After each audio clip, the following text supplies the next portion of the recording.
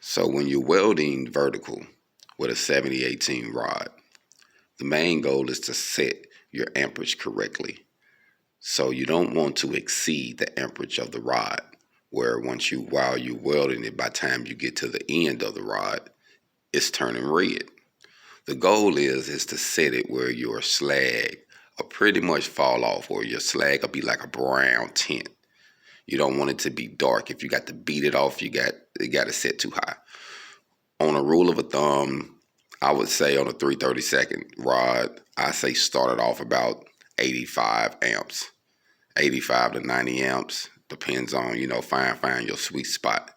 And if you set it correctly, you should be able to run all positions. You should be able to go in flat, vertical, horizontal, and overhead with that same amperage. So just wanted to give you a small tip. It's a real big key on setting your amperage with the rod. So make sure you don't put too much heat, because having too much heat can cause you to have drips and cause it to hang.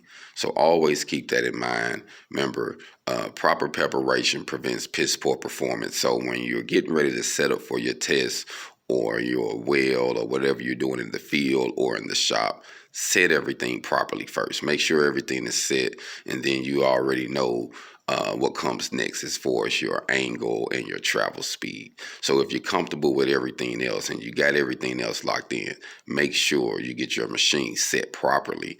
That way you can be able to run everything in the field on one setting, and you don't have to constantly, I can't tell you how many times I have seen people waste time in the field running back and forth to the truck. I'm like, man, this guy's wasting so much time. I was doing a service call yesterday, and a guy made a statement that I wanted to just say something about real quick.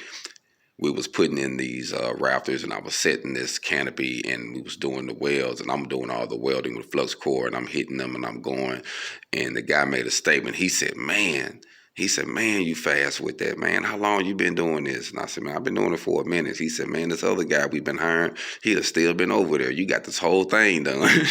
And it was just about you knowing what to do, how to set your machine. He never seen me go hit my machine. He said, man, you just set it and you use everything for every. I said, yeah, man, once you know how to set it and you know what type of gauge of material you're running, you can be able to do that. So I think that it's wise that we would utilize the settings, utilize your amperage, get everything lined out. Proper preparation prevents piss poor performance.